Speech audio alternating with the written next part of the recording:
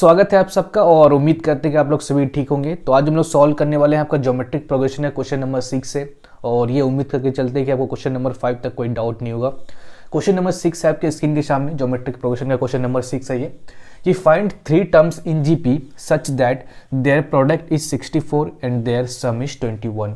आपको जीपी का ऐसा 3 टर्म फाइंड करना है जिसका प्रोडक्ट कितना हो 64 के बराबर और जिसका सम क्या हो 21 के बराबर। चलिए स्टार्ट करते हैं कहानी को। तो सबसे पहले यहाँ पे मान लेते हैं let three term of GP be. यहाँ पे मान लेते हैं let 3 term of GP be a by r a और ए इंटू आर। ठीक है भाई, ये मान लिए let the 3 term of GP.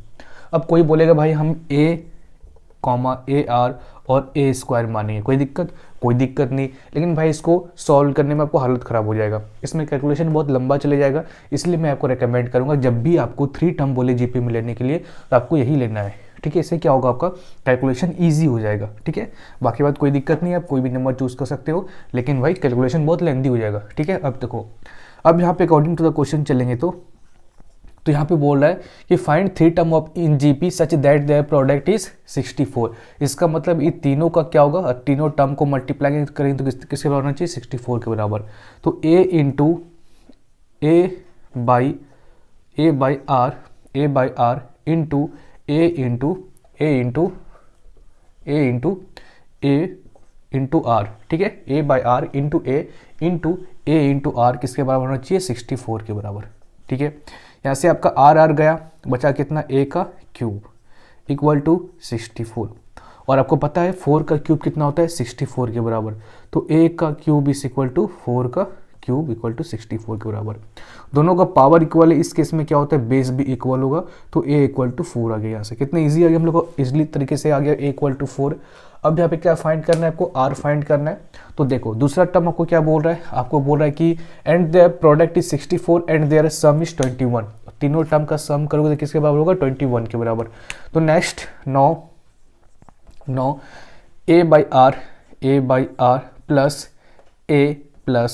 A into r equal to किसके बराबर होगा, ये 21 के बराबर होगा। ठीक है, अब देखो यहाँ से एलसीएम लो, जब एलसीएम लेंगे तो नीचे आर होगा, यहाँ पे ए होगा plus a into r plus a r का स्क्वायर इक्वल टू 21 के बराबर होगा। कोई दिक्कत नहीं। अब जैसे क्या करते क्रॉस मल्टीप्लाई करते तो a plus a into r plus a r square equal to 21 into r. आगे देखो तो मेरे भाई क्या होगा आगे, यहाँ से क्या आपका a plus a into r plus a r का स्क्वायर इक्वल टू 21 आर। ठीक है, अब देखो यहाँ से आपके पास है यहाँ पे ए, इसको अरेंज करते हैं, इसको भी इस साइड लेते आते हैं। तो a plus a into r minus 21 r plus a r का स्क्वायर इक्वल टू 0। सबको एक साइड लेते आए। अब देखो यहाँ पे आपके पास ए का वैल्यू है। ठीक है, तो क्या ए का वैल्यू पुट कर दे इसमें, तो बाई पुटिंग वैल्यू ऑफ ए। अब ए का वैल्यू पुट कर देते हैं यहाँ पे, तो कितना होगा, ए की जगह 4 पुट करो, 4 plus 4 r minus 21 into r plus 4 r का स्क्वायर इक्वल टू 0। यहाँ से इसको अगर अरेंज करते हैं तो लिखते हैं 4 आर स्क्वायर, एक क्वाड्रेटिक इक्वेशन बन रहा है आपका 4 आर स्क्वायर और माइनस 21 आर में 4 आर को माइनस करें तो कितना होगा माइनस 17 आर और यहाँ बच गया आपके पास 4 इक्वल टू 0। अब क्वाड्रेटिक इक्वेशन सॉल्व करो तो यहाँ पे सॉल्व करते तो ये होगा 4 आर का स्क्वायर। इसको कैसे ब्रेक कर सकते हैं, इसको ब्रेक कर सकते हैं हम लोग माइनस 16 आर और माइनस आर में।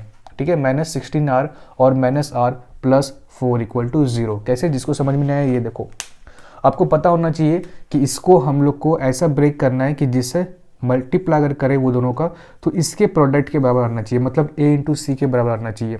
आपका यहाँ पे प्रोडक्ट कितना होना चाहिए, प्रोडक्ट जो होना चाहिए आपका ए इंटू सी के बराबर होना चाहिए, मतलब 4 आर स्क्वायर इंटू 4 के बराबर, मतलब 4 4 या 16 आर के स्क्वायर के बराबर आपका प्रोडक्ट होना चाहिए। और सम कितना होना चाहिए आपका, सम जो होना चाहिए माइनस 17 आर के बराबर होना चाहिए।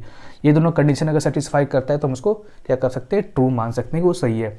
अब देखो तो माइनस 16 आर माइनस आर को मल्टीप्लाई करेंगे तो क्या 16r² आएगा, बिल्कुल आता है। माइनस 16r और माइनस आर को क्या प्लस करेंगे तो आता है माइनस 17r, बिल्कुल आता है। इसका मतलब यहाँ पे सही ब्रेक किए हैं, ठीक है। तो ऐसे चूज़ कर सकते हो आप, ठीक है। अब देखो यहाँ से क्या कर सकते हो भाई, कॉमन लो। आगे जब कॉमन लेंगे तो यहाँ पे कितना कॉमन आ जाएगा, एक 4 कॉमन आ जाएगा, एक r कॉमन आ जाएगा, तो बचेगा अंदर में r और यहाँ पे कितना बचेगा 4, ठीक है, r-4।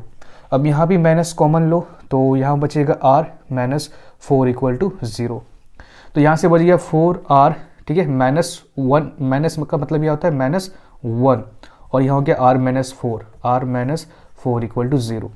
या तो यहाँ पे 4r-1 इक्वल टू 0 होगा, और या तो r-4 इक्वल टू 0 होगा, ये तो हो सकता है इसमें, ठीक है। अब यहाँ पे देखो कंडीशन आगे, अगर 4r-1 इक्वल टू 0 होगा तो यहाँ से r इक्वल टू क्या होगा, 1 को इधर लेते जाओ, 1/4, ठीक है। दूसरा कंडीशन, अगर r इक्वल टू दूसरा कंडीशन क्या है, अगर r-4 इक्वल टू 0 है तो r यहाँ से 4 हो सकता है। मतलब r का आपका यहाँ पे 2 वैल्यू निकल रहा है। अगर यहाँ पे हम लोग r को 1/4 लेके चले और आपका वैल्यू a तो फिक्स ही है, a का वैल्यू 4 ही है, तो यहाँ पे हम लोग 3 टर्म क्या निकाल सकते हैं जीपी का। तो 3 टर्म जो जीपी का निकलेगा वो निकलेगा a/r, a और a/r। बस वैल्यू पुट करो यहाँ पे, a क्या आपका 4 है और r क्या आपका यहाँ पे 1/4 है। a क्या आपका 4 है और a क्या आपका यहाँ पे 4 है, r क्या यहाँ पे 1/4 है।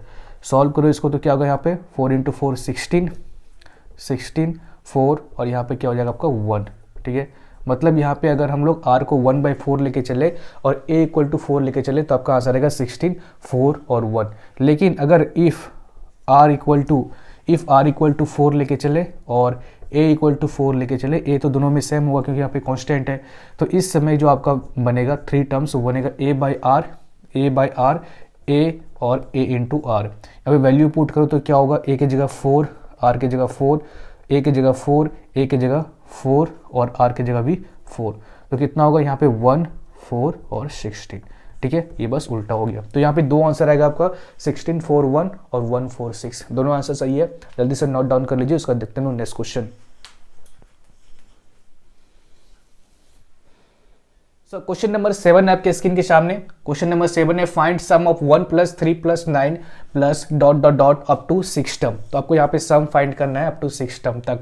तो सम फाइंड करने से पहले आपको यहाँ पे चेक करना पड़ेगा ये सीरीज कैसा है। तो यहाँ पे देखने से लगता है सीरीज क्या है भाई, जीपीए। कैसे, अगर आप कोई भी टर्म को डिवाइड करते हो उसको पहले वाले टर्म्स के साथ, तो वहाँ पे आपका जो रेशियो आता है वो कॉमन आता है।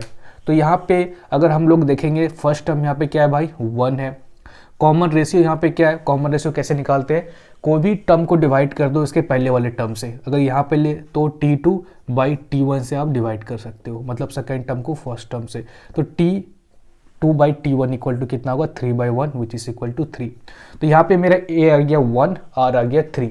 अब आपके पास सम निकालने वाला फॉर्मूला होगा जीपी में, क्या होता है sum of 6 terms equal to sum of 6 term. आपको 6 टर्म का निकालने बोल रहा है, तो r⁻n-1 बाई r-1।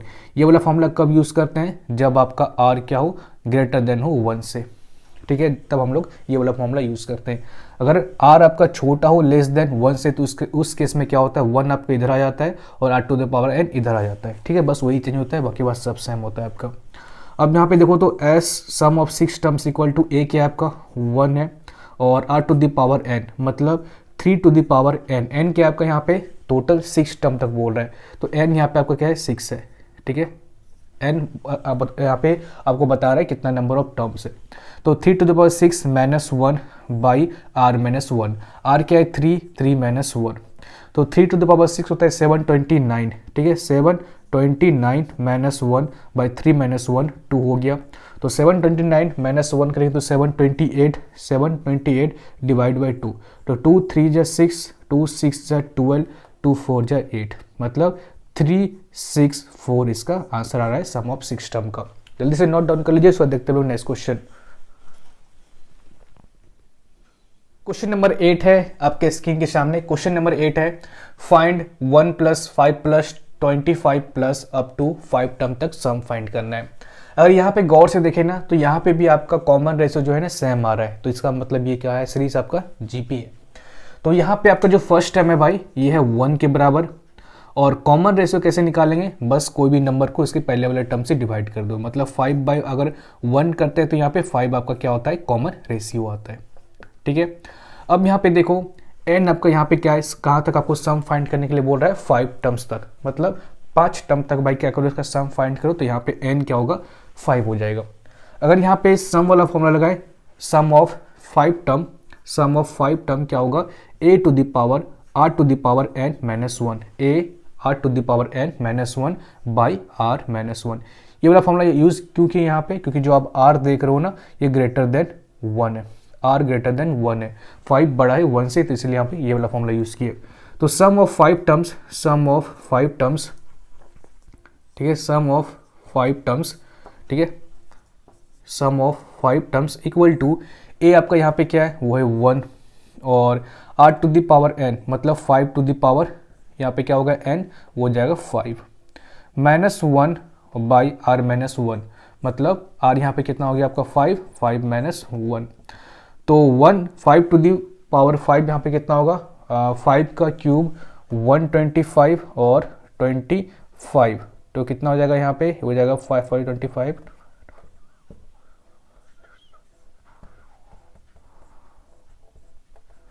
3125, ठीक है, 3125 3125 माइनस 1, यहाँ पे नीचे भी है 5 माइनस 1 4, तो 3124 आपका ऊपर हो गया, नीचे 4 से डिवाइड कर दो, तो हो जाएगा 4 4 4 7 या 28, और बचा कितना यहाँ पे आपका 32, 4 8 या 32, 4 1 या 4, तो 781 आपका यहाँ पे क्या हो गया, आंसर आ गया 781।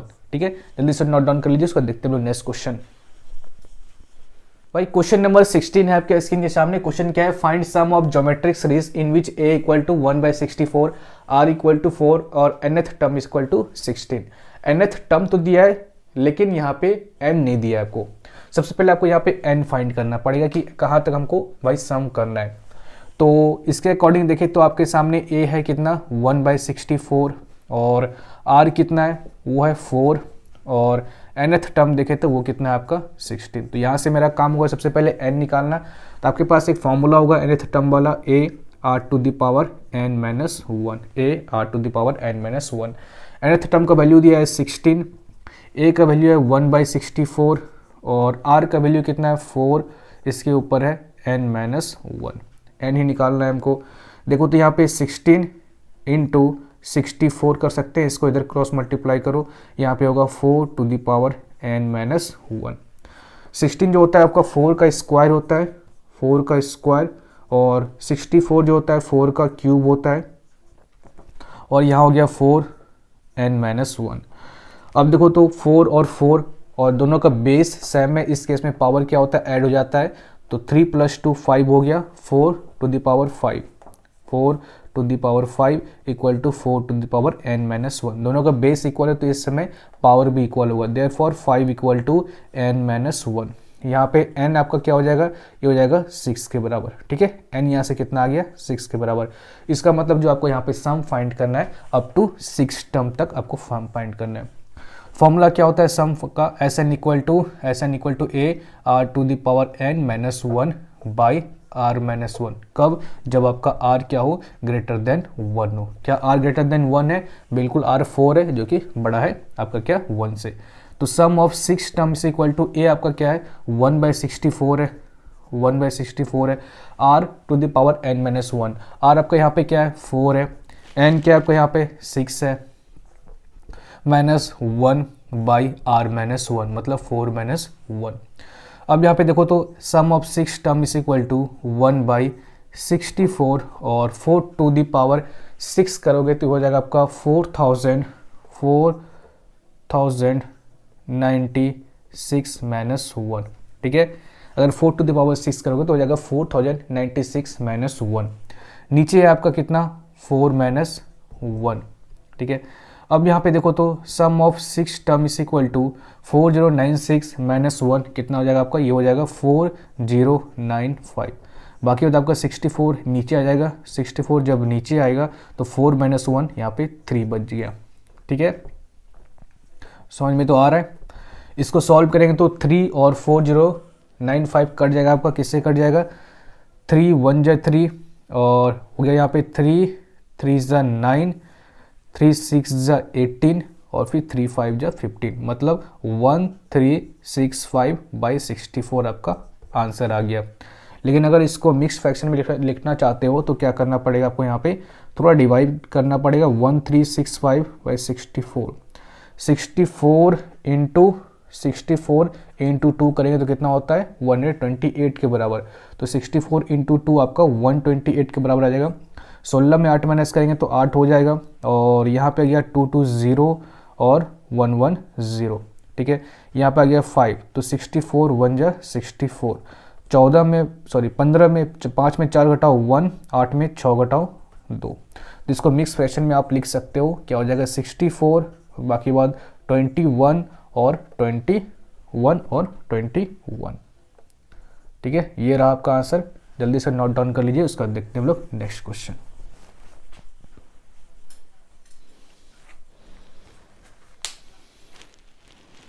क्वेश्चन नंबर 10 है आपके स्क्रीन के सामने। क्वेश्चन नंबर 10 क्या है, find 81 - 27 + 9 plus up to -1/27। Question का लेवल ठीक ठाक लग रहा है, थोड़ा ध्यान से सॉल्व कीजिएगा। यहाँ पे क्वेश्चन कैसे सॉल्व करेंगे भाई, सबसे पहले यहाँ पे देखो, अगर फर्स्ट टर्म अगर इसका निकालेंगे ना तो फर्स्ट टर्म कितना है, a = 81, ठीक है।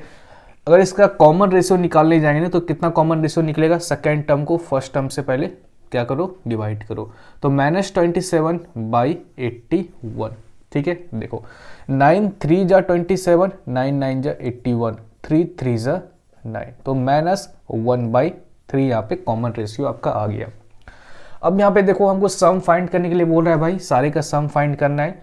तो भाई सम फाइंड करने के लिए हमको फॉर्मूला जो है SN = AR⁻n-1/r-1 है।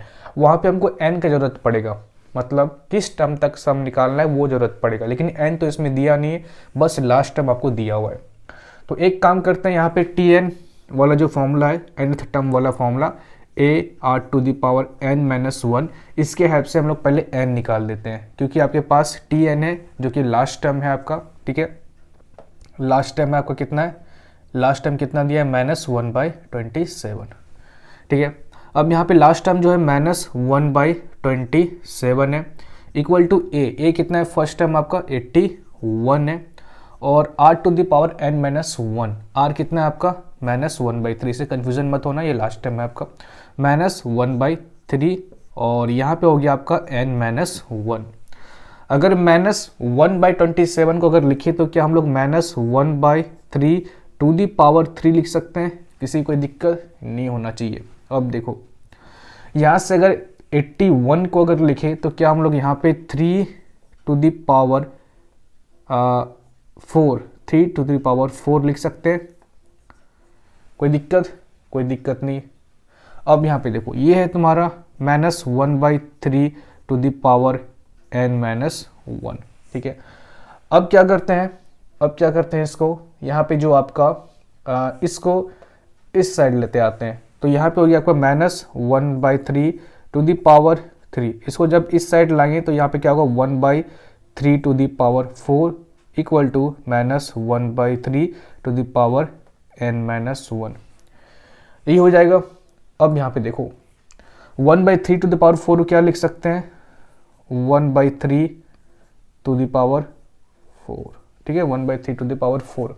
अब यहाँ पे देखो तो अगर बेस कंपेयर करेंगे ना तो बेस इक्वल नहीं है, इसके पास है -1/3, इसके पास है 1/3, इसके पास है -1/3, तो यहाँ पे काम नहीं बनेगा। काम करते हैं हम लोग यहाँ पे माइनस लगा देते हैं, अपने मन से माइनस लगा दिए, क्योंकि माइनस लगाने के बाद भी वैल्यू चेंज नहीं हो रहा है। कैसे चेंज नहीं हो रहा है, देखो अगर आपके सामने 2 है और इसके ऊपर स्क्वायर है, अगर हम अपने से इसके ऊपर माइनस लगा देते हैं क्या वैल्यू तो वही आएगा ना, क्योंकि यहाँ पे ऊपर पे इवन है, तो -2 का स्क्वायर 4 होता है, वैसे 2 का स्क्वायर भी क्या होता है, 4 होता है, क्योंकि आपका नेगेटिव के ऊपर क्या होता है, स्क्वायर होता है। कोई इवन नंबर से अगर हम लोग क्या करते हैं, पावर होता है उसका, तो इस केस में नेगेटिव का फर्क नहीं पड़ता है, चाहे नेगेटिव हो या पॉजिटिव हो, उससे कोई फर्क नहीं पड़ेगा। तो यहाँ पे -1 लगाने से वैल्यू चेंज नहीं हो रहा है, तो यहाँ पे लगा लेते हैं, कोई काम बन जाएगा हमारा। अगर बेस सेम है तो इस केस में क्या लिख सकते हैं भाई, पावर को ऐड कर सकते हैं, तो 3 + 4, तो क्या हो जाएगा यहाँ पे 7, 3 + 4 पावर हो जाएगा 7 equal to -1/3 to the power n-1। कोई दिक्कत नहीं। अब यहाँ पे बेस सेम है तो पावर इक्वल हो जाएगा, तो 7 इक्वल टू n-1। देयरफॉर यहाँ से जो n आ गया वो आपका कितना आ गया 8। n कितना आ गया, वो आ गया 8। अब आगे काम बनाते हैं हम लोग, ठीक है। n तो आ गया, अब Sn निकालते हैं। Sn इक्वल टू फॉर्मूला क्या है आपका a। अब यहाँ पे r देखो तो बड़ा है छोटा है, देखो तो r आपका छोटा है, तो इस समय को क्या करना पड़ेगा 1 - r to the power n by 1 - r वाला फॉर्मूला यूज करना पड़ेगा। क्यों? क्योंकि जो आपका r है ना वो क्या है, लेस देन 1 है, ठीक है। r जो है वो लेस देन 1 है। अब इस समय देखो तो सम ऑफ क्या करना है आपको, सम ऑफ 8 टर्म, ठीक है। सम ऑफ 8 टर्म किसके बराबर होगा, एक क्या आपके पास यहाँ पे 81 है, 1 - r to the power n, 1 - r to the power n। r आपका यहाँ पे क्या है -1/3 है, -1/3 to the power n। n क्या आपका यहाँ पे 8 है, ठीक है। कैलकुलेशन थोड़ा सा इसमें है जान लेने वाला, तो थोड़ा सा अच्छे से करना। तो यहाँ पे है -1/3। अगर आगे इसको सॉल्व करें तो यहाँ पे क्या हो जाएगा, ये 81 और 81 ये हो गया आपका, और 1 ठीक है, -1 to the power -1/3 to the power 8 है। इसको सॉल्व करेंगे तो कितना होगा, इस वाले पार्ट को सॉल्व करेंगे तो कितना होगा बताओ तो। अगर 3 × 3 9, फिर 9 × 9 81, मतलब 81 × 81 करना पड़ेगा, ठीक है। ये हो गया power 3 to the power 4, 3 to the power 4 81, और 81 × 81 अगर करते हैं तो ये कितना होगा आपका, ये हो जाएगा भाई 6561 के बराबर। मतलब यहाँ पे हो गया, हालांकि यहाँ पे नेगेटिव है इसके अंदर, तो बाहर निकलेगा तो पॉजिटिव भी हो जाएगा, क्योंकि यहाँ पे अगर पावर क्या हो इवन हो तो इस केस में, अगर अंदर में क्या हो नेगेटिव, अगर कोई भी नंबर हो तो वो पॉजिटिव में कन्वर्ट हो जाता है। तो 6561 यहाँ पे आपका क्या हो जाएगा, ये 1/6561 ये कन्वर्ट हो जाएगा 1/3 टू द पावर 8। ओके, अब यहाँ पे आगे देखो, ये है आपका -1 - 1/3, 1 - 1/3, ये हो जाएगा आपका माइनस प्लस, तो 3 इसको एलसीएम लेंगे तो 3 + 1 4, और 4 हो जाएगा यहाँ पे 4/3, ठीक है। अब देखो इसको आगे सॉल्व करते हैं, तो 81 यहाँ पे हो गया 81, और अंदर में जब हम लोग एलसीएम लेंगे 6561, तो यहाँ पे हो जाएगा 6561 -1, और अंदर है आपका 4/3। इस केस में देखो तो हो जाएगा 81, और 6561 -1 हो जाएगा 6561/4/3 के बराबर। अब 81 × 81 करेंगे तो 6561 से कट जाएगा। क्यों? क्योंकि आपको यहाँ पे मैंने बताया था कि 81 3 टू द पावर 4 81 होता है, और फिर ओवर 81 × 81 मल्टीप्लाई किए तो हम लोग 6561 ही आया था, तो इसका मतलब कट भी जाना चाहिए। अब यहाँ पे देखो तो इसको अरेंज करेंगे तो 6560/81 इंटू ये नीचे वाला क्या होगा 3/4 हो जाएगा, ठीक है। अब देखो तो यहाँ पे 3 2 जा 6, 3 7 जा 21, ठीक है। यहाँ से आपका कटा किससे, 4 1 जा 4, और 25 हो गया, तो 4 5 जा 4 6 जा 24, 4 4 जा 16 0। जब आपका फाइनल आंसर आ गया वो क्या आ गया 1640/27। इसको मिक्स फ्रैक्शन में कन्वर्ट करोगे तो कितना होगा 27 और 60 और 20, ठीक है। 27 60 और 20 ये हो गया आपका फाइनल आंसर। जल्दी से नोट डाउन कर लीजिए, थोड़ा कैलकुलेशन लेंदी है, ओके, तो ध्यान से कीजिएगा। नेक्स्ट क्वेश्चन देखते हैं हम लोग, क्वेश्चन नंबर 11 और 12। इसमें बोल रहा है आपको x का वैल्यू क्या होगा, कैसे निकालेंगे। तो इसको समझने से पहले आप यहाँ पे ये समझो, मान लो आपके पास 3 टर्म है 2 4 और 8, ये 3 टर्म है, और आपको यहाँ पे ये पता है कि ये तीनों टर्म क्या है जीपी में है, इतना तो पता है आपको। तो भाई इसको बोलते हैं T1, इसको बोलते हैं T2, इसको बोलते हैं T3। अगर मैं आपको यहाँ पे बोलूँ कि यहाँ पे मुझे कॉमन रेशियो निकाल के बताओ क्या होगा, तो कैसे निकालोगे? तो common ratio R is equal to क्या होगा, T2/T1 के बराबर होगा। कोई दिक्कत? कोई दिक्कत नहीं। तो T2/T1 कितना होगा, 4/2 इक्वल टू 2/1 के बराबर होगा, निकल जाएगा कॉमन रेशियो। अब कोई बोलेगा मैं ऐसे नहीं करूंगा, मैं ऐसे कॉमन रेशियो निकालूंगा, T3/T2 करूंगा, T3/T2 करूंगा। यहाँ भी कोई दिक्कत नहीं, यहाँ भी आपका सेम आंसर आएगा, क्योंकि आपको पता है जब भी कॉमन रेशियो निकालना होता है उसके पहले वाले नंबर से बस डिवाइड कर देते हैं। तो 8/4 डिवाइड बाई कितना होगा यहाँ पे, 2/1। ठीक है, तो चाहे ऐसे करो या ऐसे करो, दोनों में सेम बात बन रहा है। तो क्या यहाँ से लिख सकते हैं हम लोग T2/T1 इक्वल टू T3/T2 लिख सकते हैं। यहाँ से आपका एक फॉर्मूला बन गया, इसी फॉर्मूला को यहाँ पे हम लोग अप्लाई करने वाले हैं। तो T2/T1 इक्वल टू T3/T2। तो देखो वी नो, ठीक है, if T1, T2 and T3 are in GP, then T2/T1 is equal to T3/T2। ये हम लोगों को पता है। देयरफॉर यहाँ पे क्या लिख सकते हैं, ये T1 हो गया, T2 या T3 हो गया। तो यहाँ पे T2 लिखो x+4, T1 लिखो x, T3 लिखो x+12 और T2 लिखो x+4। कोई दिक्कत? अब बस यहाँ पे सॉल्व करना है आपको। ठीक है, ये तो बस मैं समझाने के लिए आपको लिखा हूँ। ठीक है, बाकी बात आप समझ गए होंगे, मुझे पता है। अब देखो यहाँ पे कि x+4 है, ठीक है, क्रॉस मल्टीप्लाई करो तो यहाँ भी x+4 है इक्वल टू x+12 है और यहाँ हो जाएगा x+4 का होल स्क्वायर हो जाएगा और यहाँ पे क्या हो जाएगा, x² + 12x। इसको भाई ब्रेक करेंगे तो a+b होल स्क्वायर में ब्रेक करना, कैसे, a² + b² + 2ab। अब कोई बस इसको बस मल्टीप्लाई मत कर देना। ठीक है, यहाँ पे जब भी ऐसा ब्रेक करना होता है तो इस फॉर्मूले के हेल्प से ब्रेक करना। तो x² + 4 का स्क्वायर 16 + 2 × a × b, तो 8x यहाँ पे हो जाएगा इक्वल टू x² + 12x। यहाँ पे x² गया अपने काम से।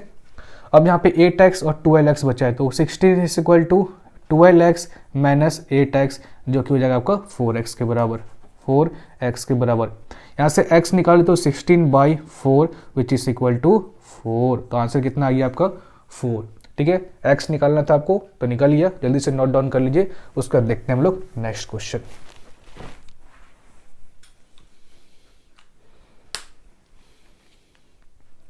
क्वेश्चन नंबर 12 है और ये लास्ट क्वेश्चन है आपका ज्योमेट्रिक प्रोग्रेशन का, और उम्मीद करते हैं कि आपको 11 तक कोई डाउट नहीं होगा। क्वेश्चन नंबर 12 है, the length of the side of a triangle are in GP. मतलब एक ट्राइंगल है और ट्राइंगल का भाई 3 साइड होता है और तीनों साइड क्या है भाई, जीपी में है। ठीक है, द पेरीमीटर इज 26 सेंटीमीटर। इसका पेरीमीटर कितना है, 26 सेंटीमीटर है। The shortest side is 2 centimetre.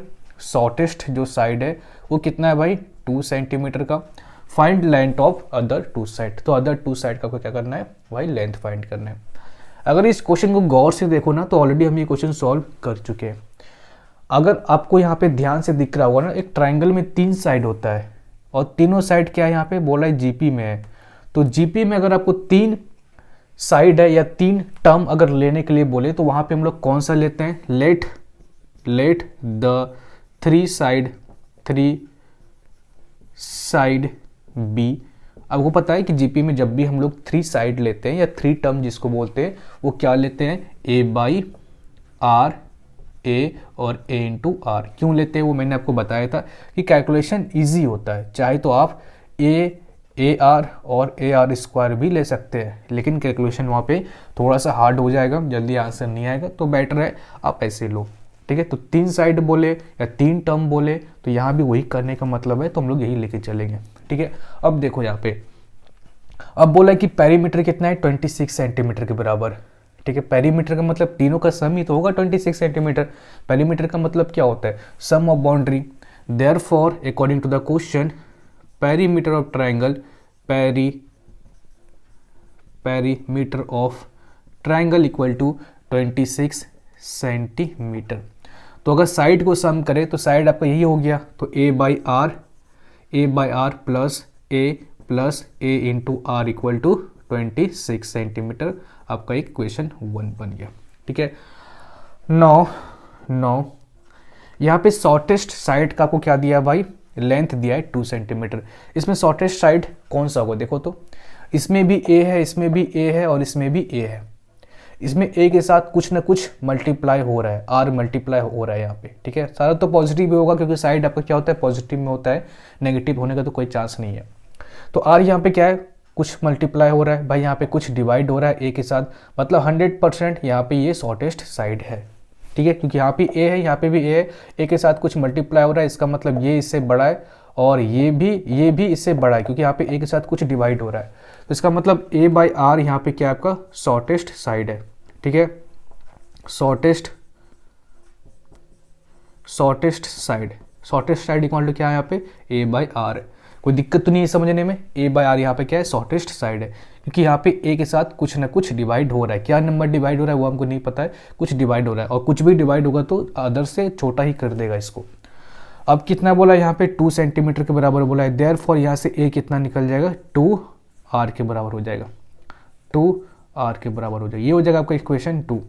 अब यहाँ पे पुट करो, पुटिंग ए इन इक्वेशन 1। ठीक है, अब ए को इक्वेशन 1 में पुट करते, ए क्या है आपका 2 आर को इसमें हम लोग डाल देंगे।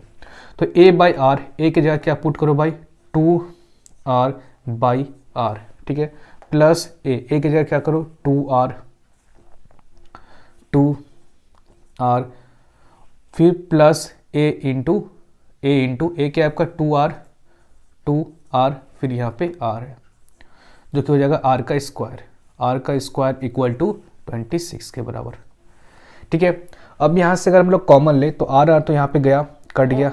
ठीक है, यहाँ पे अगर हम लोग 2 कॉमन ले सकते हैं तो 2 जब कॉमन लेंगे तो यहाँ पे बचेगा 1 प्लस, ठीक है, यहाँ पे बचेगा आर, यहाँ पे बचेगा आर का स्क्वायर इक्वल टू 26।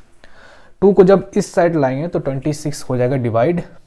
ठीक है, और यहाँ पे बचेगा 1 प्लस आर का स्क्वायर इक्वल टू 26/2 कितना होगा, ये हो जाएगा 13 टू 26। अब सारे को अरेंज करते हैं, एक साइड लाते हैं, यहाँ पे क्वाड्रेटिक इक्वेशन बनता हुआ दिख रहा है हमको। तो आर का square plus r plus 1 minus 13 equal to 0 होगा। यहाँ पे सॉल्व करेंगे तो -12 के बराबर होगा, -12। अब इस क्वाड्रेटिक इक्वेशन को सॉल्व करो, कैसे करेंगे भाई, आर का स्क्वायर बीच वाले को ऐसा ब्रेक करो जिसका प्रोडक्ट किसके बराबर आना चाहिए, ए इंटू सी के बराबर और सम आना चाहिए आर के बराबर। तो यहाँ पे साफ साफ दिख रहा है 4 और 3 हो सकता है, -4r और +4r और -3r और -12 इक्वल टू 0। जब +4r और -3r को यहाँ पे ऐड करोगे तो r के बराबर होगा, दोनों को मल्टीप्लाई करोगे तो a इंटू सी मतलब -12r स्क्वायर के बराबर होगा।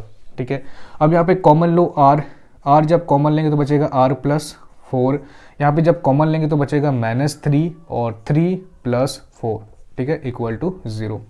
यहाँ से r -3 या r प्लस 4 इक्वल टू 0 के बराबर होगा, या तो यहाँ पे r -3 इक्वल टू 0 होगा या तो यहाँ पे r प्लस 4 इक्वल टू 0 होगा। तो यहाँ पे r इक्वल टू 3 या तो r इक्वल टू -4 होगा। नेगेटिव तो हो नहीं सकता है क्योंकि साइड आपका कभी भी नेगेटिव नहीं आता है, और ये साइड ऑफ क्या है आपका, ये ट्राइंगल है तो हमेशा पॉजिटिव आंसर आएगा। तो r इक्वल टू 3। अब r इक्वल टू 3 मान के चले तो यहाँ पे साइड कौन सा हो जाएगा, साइड है आपके पास यहाँ पे a बाई आर, a और a इंटू आर। ठीक है, देयरफॉर साइड यहाँ पे कौन सा हो जाएगा, a बाई आर ऑलरेडी आपको यहाँ पे दिया है 2 के बराबर है, और a आपको यहाँ पे क्या हो जाएगा भाई, a का वैल्यू निकालना पड़ेगा। देखो a का वैल्यू यहाँ से निकाल सकते हो, a का वैल्यू यहाँ पे क्या हो जाएगा 2r के बराबर है, a का वैल्यू क्या है 2r के बराबर है। r कितना है आपका यहाँ पे, r है 3 तो 3 2 6, तो a आ गया 6, और a इंटू आर कितना आ जाएगा, a आपका है 6 और r कितना है आपका 3। ठीक है, तो a इंटू आर कितना आ जाएगा आपका, वो हो जाएगा a कितना है आपका 6 और आर कितना आया आपका 3, तो 6 3 ज़ा 18, तो 18, ठीक है। 2 6 और 18 आपका आंसर है। तो ये था फाइनल क्वेश्चन आपका, क्वेश्चन नंबर 12। और उम्मीद करके चलते हैं कि आपको क्वेश्चन नंबर 12 तक कोई डाउट नहीं होगा। अगर डाउट है अभी भी तो नीचे कमेंट कीजिएगा। तो विदा लेते हैं आपसे, फिर मुलाकात होगी आपसे एक अगले वीडियो में। तब तक के लिए जय हिंद और जय भारत। हाँ, अगर वीडियो अच्छा लगा तो क्या करना है पता है ना, एक लाइक कर दीजिएगा और फ्रेंड के साथ शेयर कर दीजिएगा, ताकि मुझे भी कुछ मोटिवेशन मिले और आपके लिए मैं कुछ काम कर सकूँ। तो बाय फाइनली, और मिलते हैं आपसे अगले वीडियो में। बाय।